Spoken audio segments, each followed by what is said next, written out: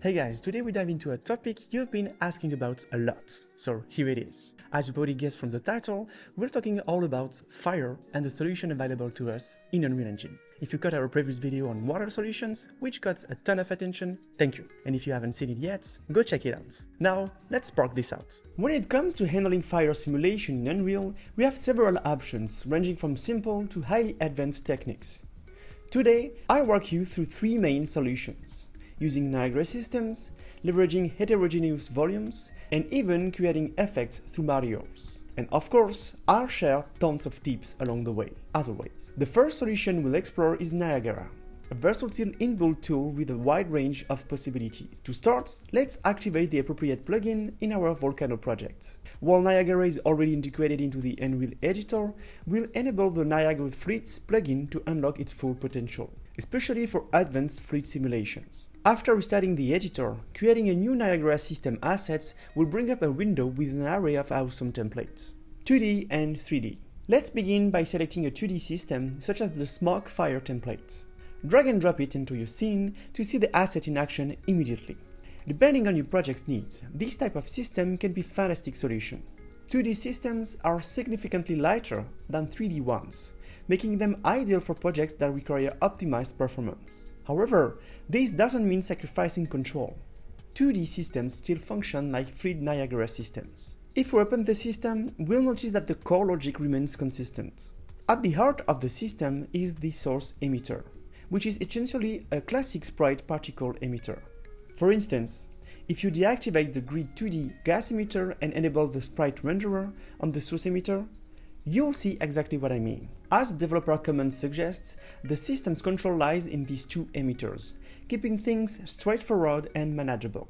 With the source emitter, we can adjust settings like the spawn rate, which determines the number of particles spawned per second, using a simple float value. Since the two emitters are connected, any changes will reflect immediately. The same goes for the color noise force module. Adjusting its strength or frequency can dramatically alter the system's behavior. For the second emitter, there's no need to dig into every module individually. The essential components are neatly grouped under the emitter summary category, accessible from the collapsed view. This organization makes fine-tuning much more efficient and user-friendly. The main attributes that can drastically influence your simulations are as follows.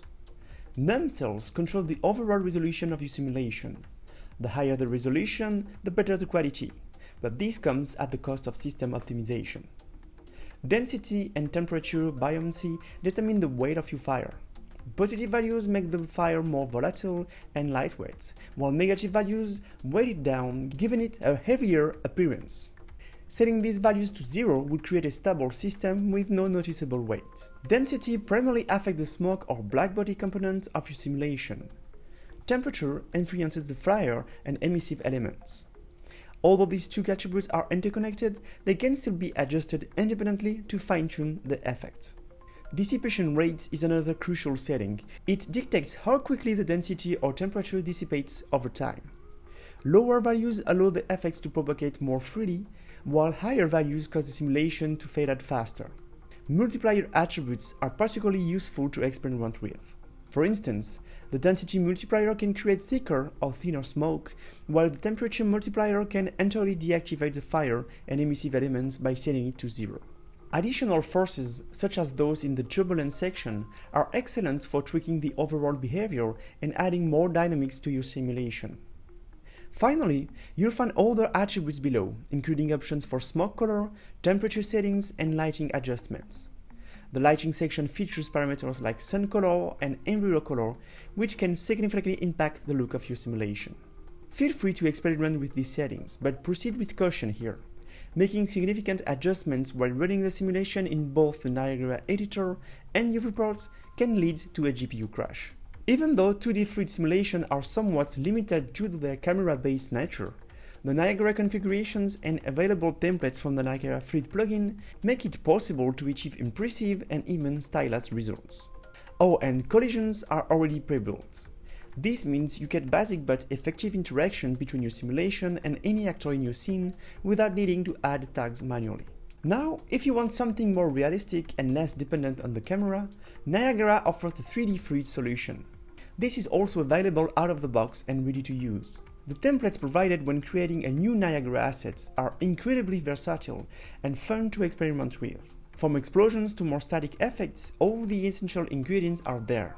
Let's start with the moving grid fire template. When you open the editor for this system, you'll notice there's just one emitter. While we could use a source emitter like in the 2D system we explored earlier, this setup uses one of the default source emission systems, a sphere source, which you'll find under sphere source category. This is where you can adjust the overall size of the emission and tweak some basic but essential settings for the system. Almost all 3D fluid simulations run on the GPU, meaning you need to use bounds to define the simulation area. This ensures you're not simulating the entire scene unnecessarily. For instance, if you increase the emit radius attribute, you might notice that the simulation runs out of space.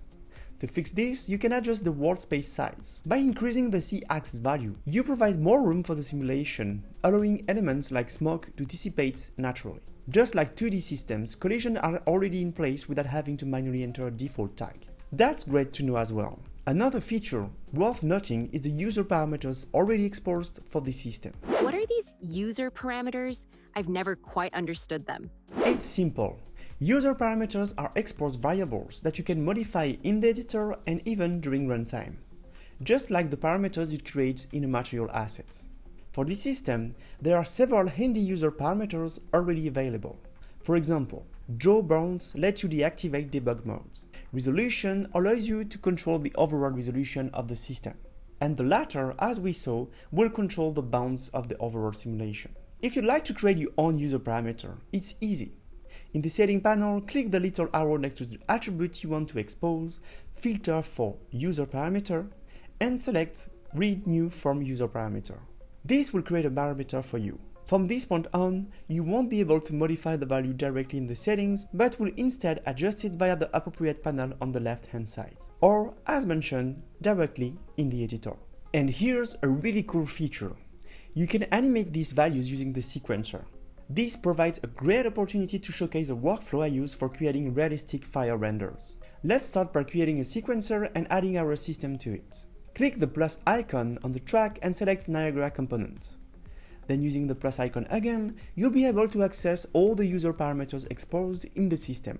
By adding one or more of these parameters, you can animate specific effects for your fire. For instance, let's take the parameter we recently exposed, dissipation rate density. Add 2 keyframes to it, and you'll see how the attribute can now be animated to create dynamic effects for your simulation.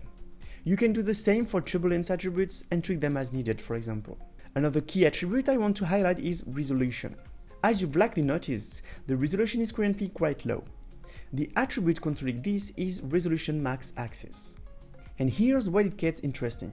You can bake your simulation at a higher resolution, allowing you to cache and play back the simulation without having to compute it in real time. That's a really fantastic workflow, guys. Here's how to do it. Add resolution max axis parameter to your sequencer. Increase its values, try multiplying by 4 or 5 for higher quality results. You won't see anything for the moment, that's normal. Before you bake, it's a good idea to control the lifetime of your simulation. You don't want to bake an endless loop starting mid-simulation, for example. And this will enable the visualization of the resolution adjustments. Watch out, it's going to be laggy. Now, add the Niagara system lifecycle track and set it to desired age. This allows you to precisely control playback, just as you would in the system's editor. Once you've adjusted the lifecycle, add the Niagara cache track. Now, record your simulation by clicking the record icon. This will capture the simulation with all the resolution and parameter adjustments you've made in the sequencer. Once the simulation is baked, you can play it back smoothly without any lag. Even better, you can save this cache as an asset to use elsewhere, outside of the sequencer if needed. This workflow is incredibly powerful and will for sure elevate your realistic fire simulation to the next level. Don't forget that the free Niagara plugin offers plenty of other templates to explore. For example, the simple particle source works similarly to the default system but uses an emitter at the source instead of the default sphere source.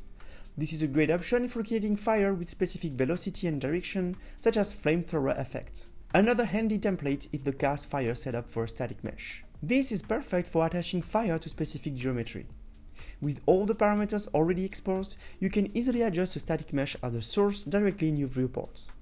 It's straightforward to use and incredibly efficient. Niagara continues to provide an impressive array of solutions, and it's becoming more reliable with every release. Features like shadow support, translucency, and even lumen integration are expected to be fully polished in the next release. Fingers crossed. Alright, that was our first big inbuilt solution using Niagara. Now let's dive into the other solutions. Unreal employs specific assets for handling fluids and simulation, and we've already seen how they work with Niagara. These are referred to as heterogeneous volumes.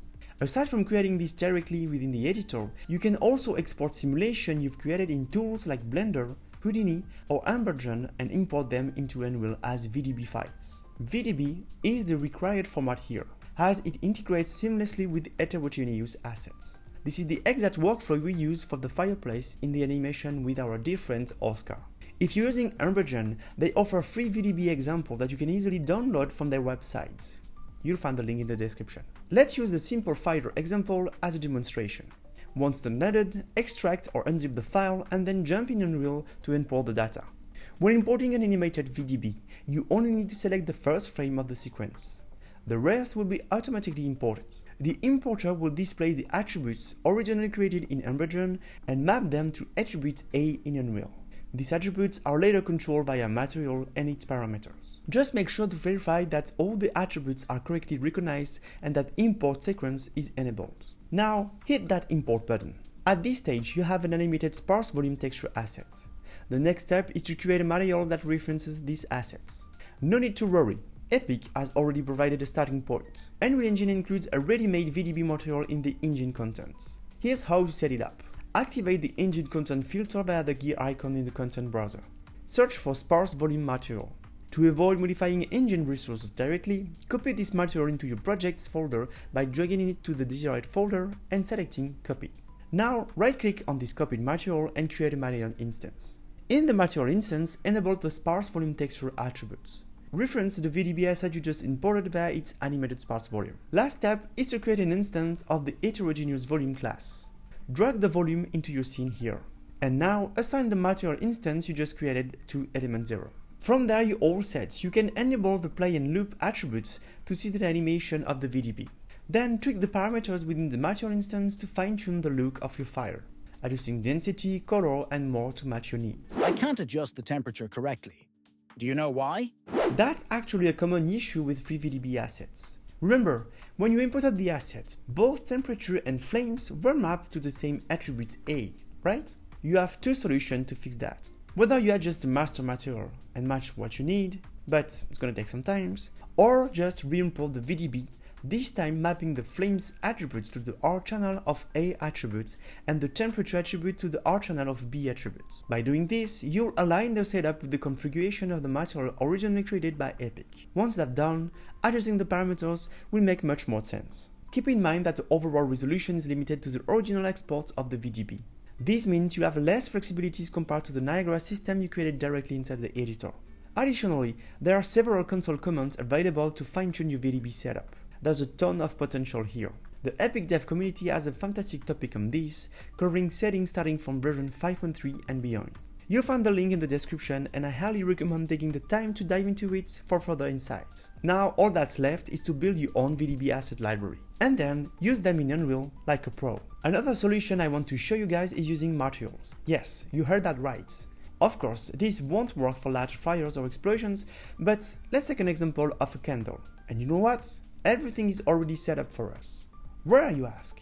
In the Dark Winds pack recently released by Quixel. And guess what? It's completely free.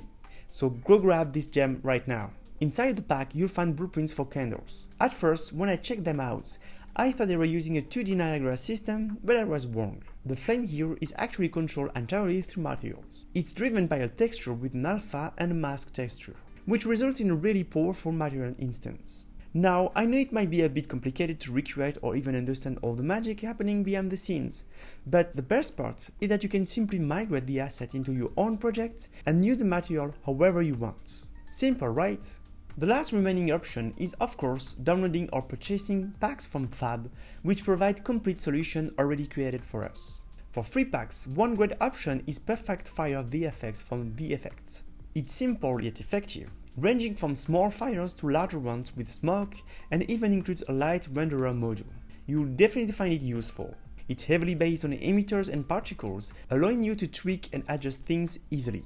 Don't miss the heat effects, it's a great addition to your fire simulation. And if you're looking for more configuration options and fire types, M5 VFX Volume 2 is a solid choice. It's been around for a long time and it's even a permanent free sponsored Unreal collection now. The developer regularly updates the contents since version 4.15, offering a wide variety of fire types and configuration from candles to large explosions.